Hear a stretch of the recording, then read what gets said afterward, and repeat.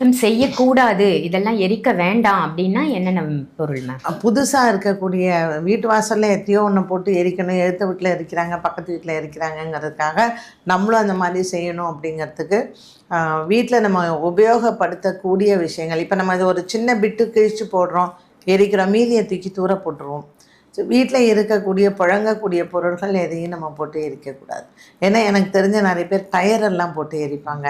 So which is very அதெல்லாம் போட்டு எரிக்கணும்னு அவசியமே கிடையாது. நம்ம வாசலில் போட்டு எரிக்கிறது என்னென்னா, நமக்கு இருக்கக்கூடிய திருஷ்டி போகணும், நம்மளுடைய பீடையெல்லாம் போகணும்னா, ஸோ தானியங்கள் போட வேண்டாம். அரிசி, பருப்பு இந்த மாதிரி தானியங்கள் எதுவுமே போடக்கூடாது. உடுத்தின்னு இருக்கிற உடை, படுத்துன்னு இருக்கிற விஷயம், பாய், பெட்ஷீட்டு இந்த மாதிரி தான். தலகாணி எல்லாம் மொத்தமாக போட்டு எரிக்கிறது, அதில் வந்து நைலானோ ரப்பரோ இந்த மாதிரியெல்லாம் இருந்தால், பிளாஸ்டிக்ஸு இதெல்லாம் எதுவுமே எரிக்கக்கூடாது. துணி